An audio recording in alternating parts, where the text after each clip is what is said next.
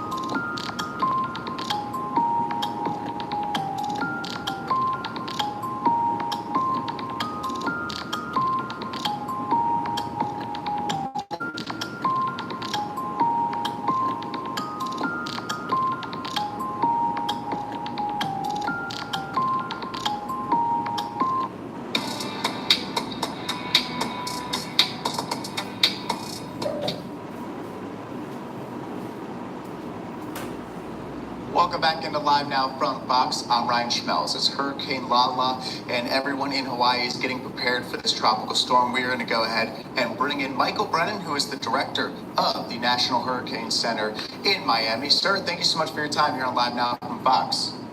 Yeah, great to be with you this afternoon. And let's start with this, because we've been talking about how this is a very rare occurrence for Hawaii to be experiencing a tropical storm like this and be bracing for a tropical storm like this. Can you just talk to the rarity of how little we've seen these type of storms in a place like Hawaii? Yeah, Hawaii is occasionally affected by tropical storms. It's been a long time since the last hurricane landfall. You have to go all the way back to Iniki in 1992, so more than 30 years ago. But there have been a couple tropical storm landfalls on the Big Island in the last 10 to 15 years. We had Azelle in 2014, Darby in 2016, and there are other systems that usually pass near enough to the Hawaiian Islands every year or two to provide some impacts. But most of the systems that affect Hawaii tend to be systems that peaked in the eastern Pacific in terms of their intensity, and they tend to be weakening as they approach Hawaii from the east. So what we're seeing here with Lala is a little bit different. We have a strengthening storm that's approaching more from the southeast, and Lala is very close to hurricane intensity this afternoon. It's going to move very close to or over the Big Island of Hawaii as we go through the day into the afternoon and late afternoon hours during Hawaii time later today. And we're already seeing those impacts begin, especially on the Big Island. Widespread hurricane force wind gusts, especially at the higher elevations, tropical storm force winds at lower elevation, and that heavy rainfall you can see on the radar here really starting to affect the windward side of the island now. And can you kind of just expand on what you're looking at right now, Director, and kind of the likelihood of this potentially turning into a hurricane or remaining a tropical storm? Yeah, right now we're right on the edge. It's a 70-mile-per-hour tropical storm. There's very little practical difference between a 70-mile-per-hour tropical storm and a 75-mile-per-hour hurricane, so it's almost indistinguishable at this point. And we're certainly going to get stronger winds than that, especially in the higher elevations. So we're certainly likely to see sustained hurricane force winds at high elevation on the Big Island, regardless of whether or not we officially call Lala a hurricane. But that's why we have that hurricane warning in place. That's why you see red here on the Big Island. But even though the center of Lala is going to stay pretty far to the south of the rest of the main Hawaiian Islands, we have tropical storm warnings in effect for Maui, Lanai, Molokai, Oahu, Kauai. We're already seeing tropical storm force wind gusts at high elevations there. We saw a gust of 40 miles per hour at the Honolulu airport in the last hour, right down there at sea level. So those winds are going to pick up. And then there's the heavy rainfall. Is actually probably the most widespread big threat from this storm. We could see rainfall totals of as high as 25 inches here in the windward portions of the Big Island, 8 to 12 inches across Maui, and then widespread 4 to 8 inch totals across the west of the islands. Could really see some life-threatening flash flooding and mudslides from that type of rainfall. And when we were talking about the rarity of this earlier, I think a lot of people think too rare major weather events happening in certain places. A lot of folks who were in Western North Carolina, a place that does not usually get hit by heavy hurricanes, we saw what transpired from that, significant mudslides, and really a difficulty for FEMA either to get out there because they've never seen an event like this before, or just the challenges of that climate that had not experienced a storm like that before either. So when we talk about a place like Hawaii that is, not an area that has been hit by a hurricane in a significant amount of time, like you just mentioned, what kind of challenges does that create when we are not used to responding to a storm like this in a certain area? Well, we do a lot of training with our partners, emergency management and government. We do exercises every year so that they're ready. They know what the risks are. And Hawaii deals with heavy rainfall and flooding from other types of weather systems. So that's something they're certainly used to. They had a lot of significant weather back in this winter and spring with some Kona lows and other weather systems. So it doesn't just have to be a hurricane to produce significant, impacts. But, certainly the types of impacts that you could expect to see from a storm like this would be, scattered to even widespread power outages in certain locations. And certainly from the flooding, that's the biggest risk and the biggest killer in tropical storms and hurricanes in the United States over the last 15 years is the flooding from heavy rainfall. So that's a hazard we certainly don't want people to underestimate. And that's why we always encourage people in these areas to listen to the advice they're given by their civil defense or local state emergency management officials. If you're asked to leave a certain area or to shelter in place, basically everybody in the main Hawaiian Islands needs to be in the same place as you go through Saturday into Saturday night and Sunday with this system moving through. And of course, I think too, what stands out about Hawaii is a lot of people don't really realize how tropical it truly is in terms of how mountainous it is as well. Obviously we think about the good weather, we think about the sunshine, but it is a unique climate there. And does that create any problems when you're experiencing severe weather? Well, certainly the topography and the high mountains, tend to enhance rainfall. So when you have the winds of the tropical storm or hurricane hitting those mountains, the air rises very quickly, and that brings out moisture. It increases rainfall rates, and that's why you're going to see those heaviest rainfall totals here on the windward sides of the Big Island and in Maui. And so that always tends to enhance rainfall in tropical storms and hurricanes. We see that in other mountainous island locations like in the Caribbean or out in the West Pacific. So it's not unique to Hawaii, but it is a challenge there because all of those islands all have significant topography that can enhance that rainfall. And Director, what advice are you giving people right now? How are you advising them, or what would you advise them on if they are in that area and the areas that are going to be impacted? What do they need to do over the next 24 to 48 hours? You need to be sheltering in place at this point. You need to be in your safe place. It's Saturday morning there now. Be prepared to stay in place in a safe location all the way through Saturday into Saturday night, perhaps well into Sunday. Listen to the advice you're given by your local officials. Don't drive into flooded roads or flooded areas. If you see rushing water, turn around, don't drown. We lose a lot of people to automobile-related fatalities in flooding situations. And also, don't go out near the coastline. There's going to be a lot of very dangerous high surf in coastal areas across all of the islands for the next couple of days. That can lead to significant beach erosion, breaking waves. People can be swept off of cliffs and rocks. So you don't want to be in those exposed beach locations to go look at the surf. And what kind of communication has your department had with the local officials there in Hawaii? Have you had a lot of back and forth and talks with them? Yeah, they're using our products. They're very much in close coordination with the National Weather Service local forecast office in Honolulu that's got those embedded core partner relationships. And so, the combination of the products coming from the Hurricane Center and then the more locally focused products coming out of the National Weather Service office there are providing their emergency management community what they need to make their effective decisions and keep people safe. Anything else you want to add, Director, before we let you go? I think we covered it. All right. Michael Brennan, the Director of the National Hurricane Center, we thank you so much for your time here on Live Now from Fox, and stay safe, please. Thank you.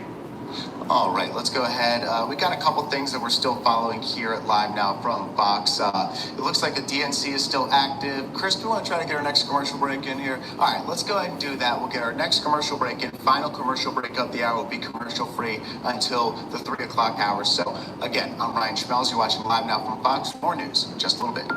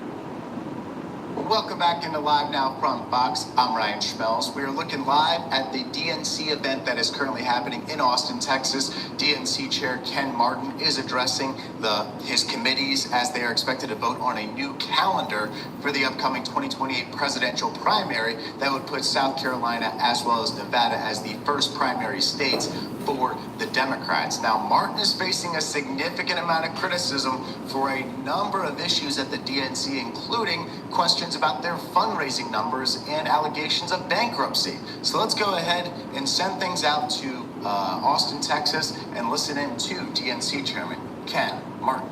Chairs. Since then, as all of you know, Shasti has been elected to be a vice chair, leaving 2 associate chairs. And so today I am proud to announce that I will be making Chris Lowe the 3rd associate chair of the Democratic National Committee. Thank you, Chris. Congratulations. And thank you for your service to our party. At this point, I would now like to welcome to the stage our fantastic Vice Chair, Malcolm Kenyatta from the great state of Pennsylvania, to introduce our Resolutions Committee co-chairs.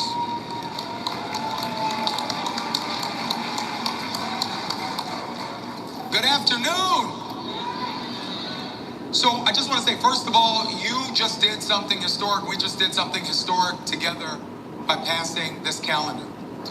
But I do want to say, for folks who may watch this later if they're bored, or for the reporters who might still be here, when they see a party have people speaking for and against in American politics, they love to say, look how divided Democrats are.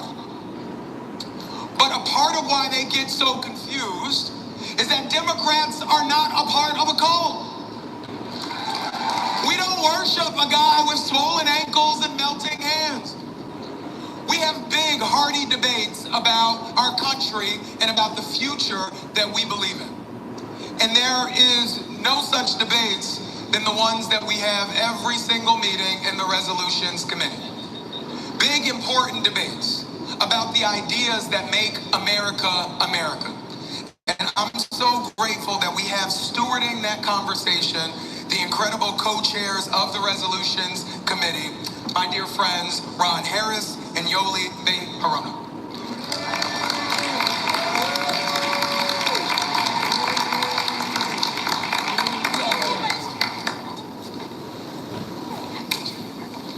You're very tall. Thank you, Vice Chair Kenyatta. And thank you, Mr. Chairman, for the opportunity to serve as co-chair of the Resolutions Committee alongside my awesome co-chair, Ron Harris.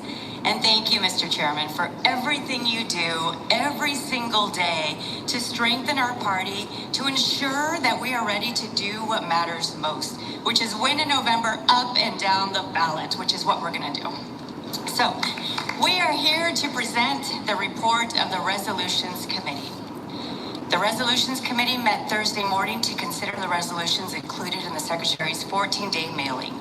We reviewed 32 message resolutions and 14 commemorative resolutions. The committee gave these resolutions serious attention and debate. These resolutions were sent to the full membership yesterday and are recommended by the committee for approval. I'll now turn it over to...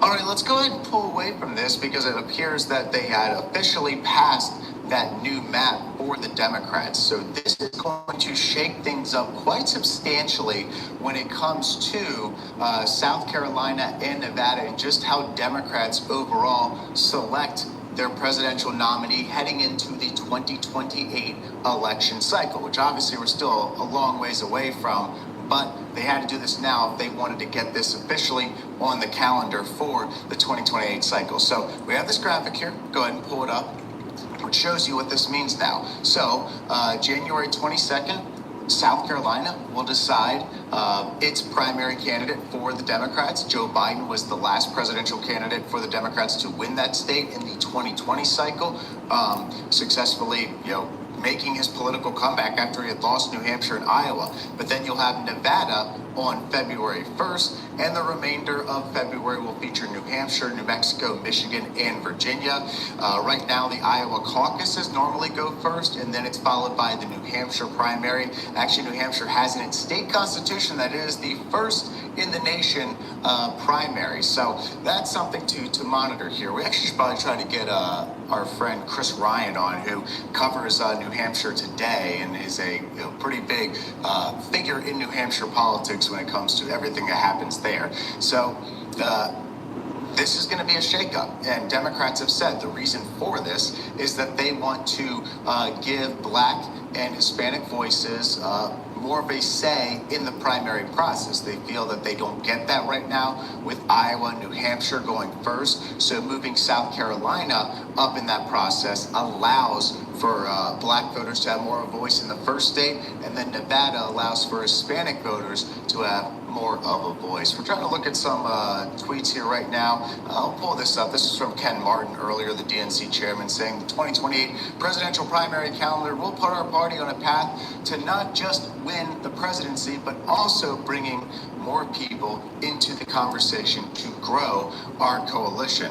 And it's interesting because he was referencing there an interview that he was doing on MS Now, and Martin was asked some pretty significant issues about the debt that the DNC is currently in, as they faced a number of financial challenges, some of it coming off of the heels of a very difficult 2024 election process that saw President Trump going back to the White House. It featured Democrats losing control of the Senate to the Republicans, and also saw Democrats fail to take control of the House of Representatives, despite significant slim margins there and flipping some special seats. But in the meantime, Republicans now control all of Congress as well as the White House, and Democrats are looking to try and rebound heading into the next presidential election cycle. But as of right now, they have just significantly changed their voting map for the 2028 presidential primary, which will now include South Carolina being the first primary state for the Democrats. Doesn't look like Republicans have any plans on changing up their map anytime soon, so that will likely stay the way that it is. And in the meantime, Democrats will be doing things a little bit differently. So it's going to be a fascinating thing to see, which is how does this impact 2028? One thing I've been saying is that you do have a governor by the name of Andy Beshear, who is potentially going to be a 2028 contender. He's somebody who might not be at the top when it comes to name recognition, but he was on the short list for President Biden's pick of potential Vice President Harris's pick of running mates, and now he's going to have a southern state first, being the only southern governor likely to get into the race. So that might be something to watch for there. Again, let's pull up our graphic that we have for this, the new DNC calendar, putting South Carolina first on January 22nd of 2028, followed by Nevada on February 1st of 2028, and then the remainder of February will feature New Hampshire, New Mexico, Michigan, and Virginia. Do we have any tweets on this we can pull up? All right.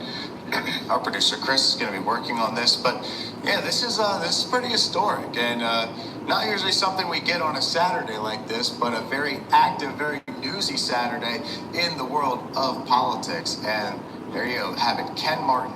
It's official. The DNC has voted to confirm the early window states for the 2028 Democratic presidential nominating process. These states reflect the diversity of America and will help ensure our nominee is best positioned to take back the White House in 2028. And you have South Carolina there, Nevada, New Hampshire. To clarify, New Hampshire's going to be on February 8th, it looks like. Then you'll have New Mexico on February 15th. The font is a little small. Michigan, February 22nd. And Virginia on February 29th. So fairly busy early stages in the primaries there. A little bit different. Well, the Super Tuesday, I reckon, would come after that.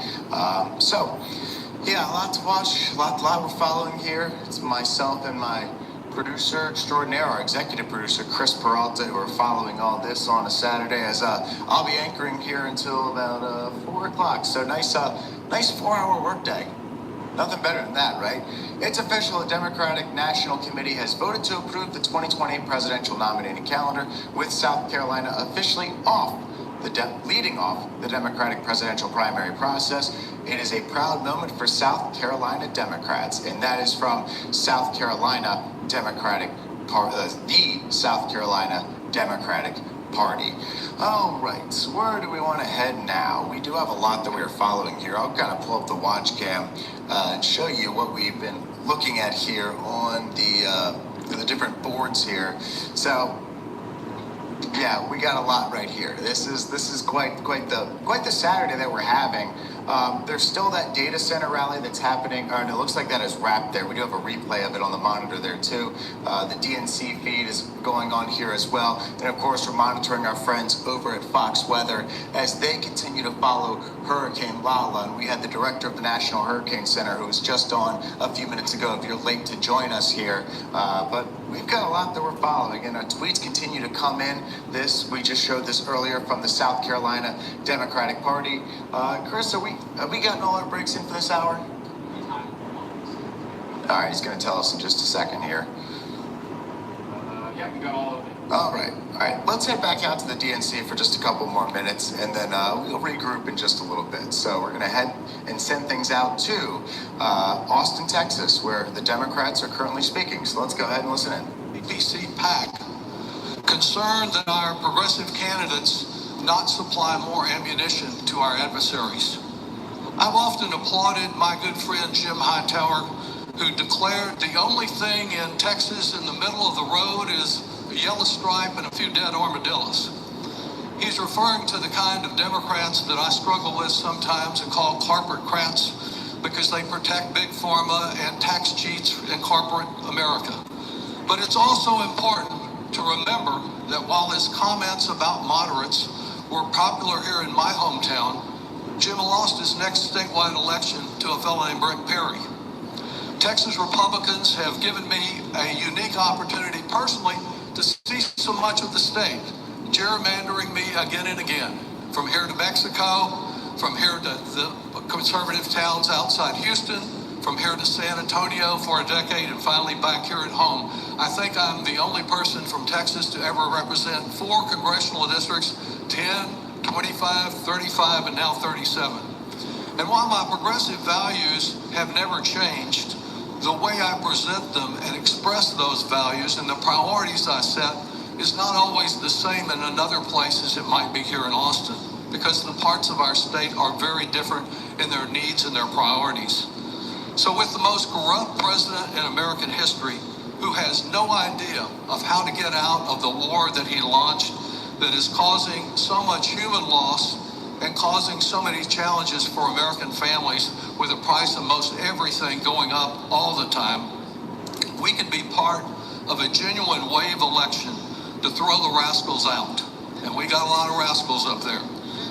But spreading our big Democratic tent to include Democrats of all political persuasions, including some we might not always like, less attacking one another, being less maneuvering for 2020 or 2028 before we get through 26, and more focus on the endless wrongs of this Trump regime, combined with our offering hope and being the party of hope through the pragmatic solutions that we've got. That's a path to victory. That's a path to saving our democracy and preventing Trump from converting it into an autocracy. And while we need to encourage younger generations to be full partners in our Democratic Party, we've not always done all that well with those who are 65 and older voters. Just as sexism and racism are a path to defeat, so is ageism. Without the participation of all generations, we're not going to be successful in overcoming the flood of Republican money that is already outpouring. So let's harness the conflicts and sometimes the contradictions within ourselves and within our party to save our country. Here in Texas, we have a truly remarkable opportunity with James Tallarico, with Gina Hinojosa, Vicki Goodwin, and our other members of the statewide slate. I'm pleased to be here this afternoon also, be kind of the warm-up act for my friend Ro Khanna, who's been doing an outstanding job of spreading our progressive message across the country. And a warm-up also for our state House Democratic leader, Gene Wu, who led Democrats to Chicago to focus national attention on Trump's wrongdoing. As we urge the Texas State Democrats to break quorum and head north, we received some strong words of encouragement from the DNC. And now is the time, only 80 days before election, to turn those words into additional resources for here in Texas. Because this is really a now or never time. That's why I'm making a personal investment, practicing what I preach by donating dollars to help assure a Texas House victory. Trump has become really the intimidator in chief. And I find that while he's intimidated lots of businesses, lots of public institutions, the very first place that he intimidated was with my Republican colleagues and Republican elected officials across the country. In fact, as we say here in Texas, Texas Republican elected officials are so cowed you could almost hear them move. I think that the Texas House is so important this time because what's about to happen is that following the awful Supreme Court decision, they're going to redistrict the Texas House again. They plan to reduce the number of Democrats in the Texas congressional delegation to 6. And if they have a majority, to continue doing that as Texas picks up 3 or 4 additional members of Congress and electoral votes in 2030 with the census. So I think this is now or never to assure that doesn't happen, because we're not that far from gaining a House majority and a check on the government that we have here. So if we can move forward together and prevent that from happening, we begin to change Texas, and I think then the country and the world. So let's unite with more energy and determination than ever, and in the words of my friend Barbara Jordan, to achieve an America as good as our promise. Thank you so much.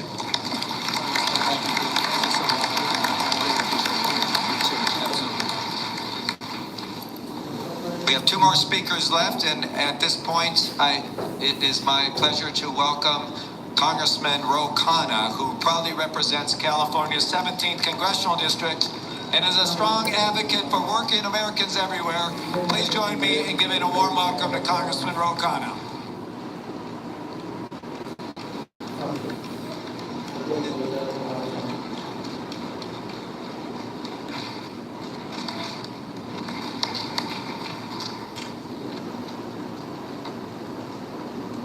Well, thank you, Ken, for your leadership. Let's give Ken Martin a round of applause for the extraordinary job that he's been doing.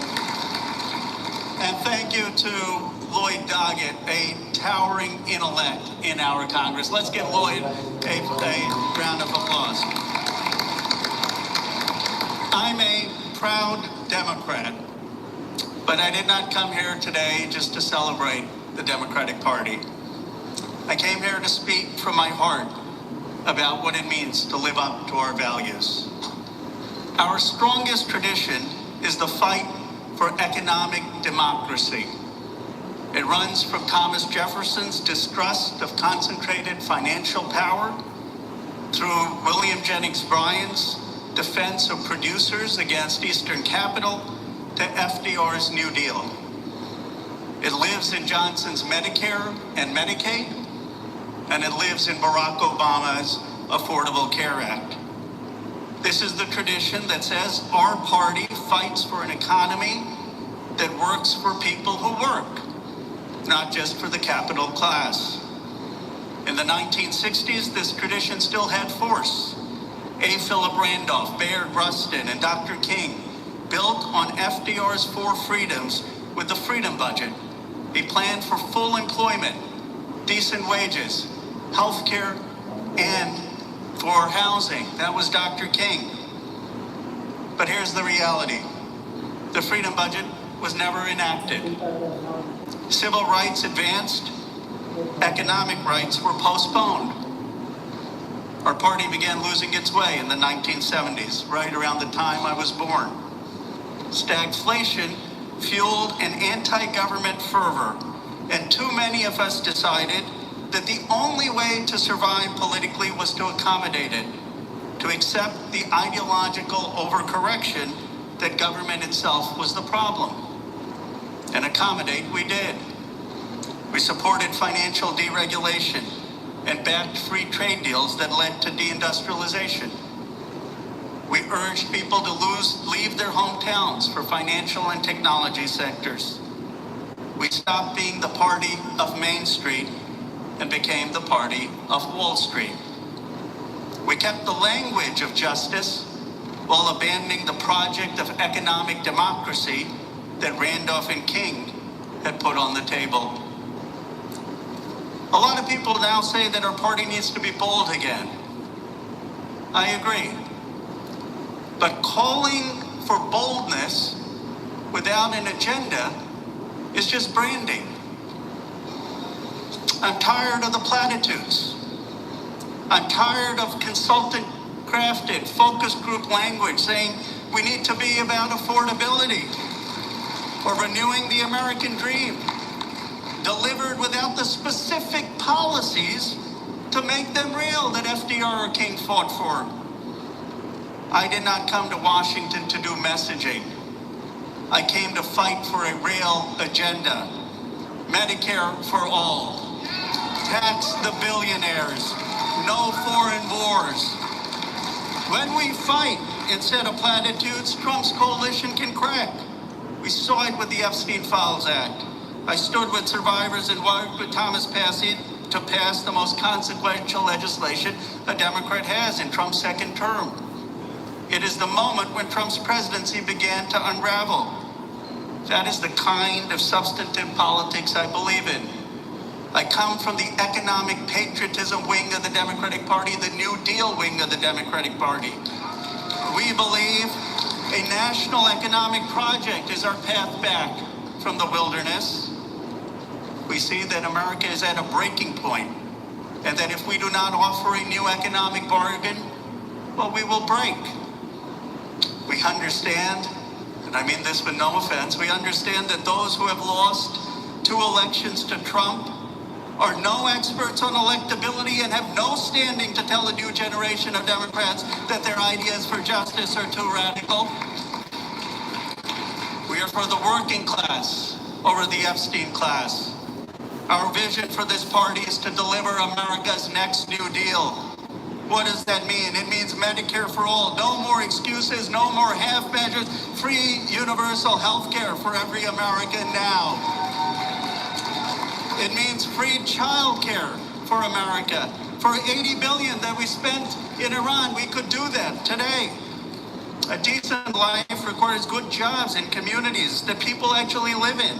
That is why we need a national industrial development bank that rebuilds places hollowed out, whether it's in North Country, New Hampshire, Johnstown, Milwaukee, Bessemer, towns across this country.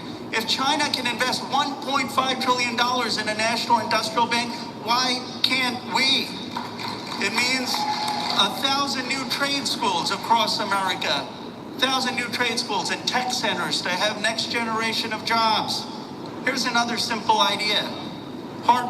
Okay, we do need to break in here. You're listening to Congressman Ro Khanna, and that is because we have some breaking news to get to.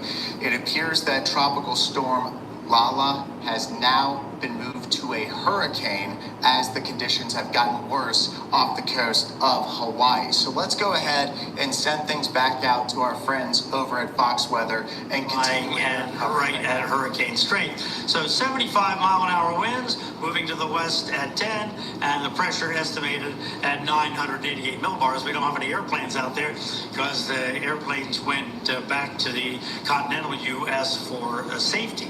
So let's take a look at that visible picture where we can, it's like a photograph from space, so we can really see what's going on there. And look at that, you can clearly see this eye is showing up here.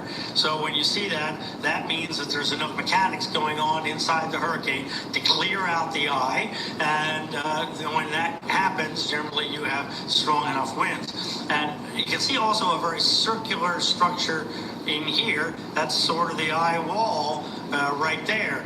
Also, we see here, see this band here? Comes around right there. That's a strong band of winds right there, which are coming into the southern part of the Big Island. And you see other bands here. You can make them out where the tall thunderstorms are, and then the shadow, because the sun is still at an angle, sun rising in the east, obviously. Actually, the way you look at it, it's this way, and casting a shadow on the clouds, so we can see those very tall thunderstorms in the morning and then in the afternoon, the late afternoon hours as well. They show up very clearly.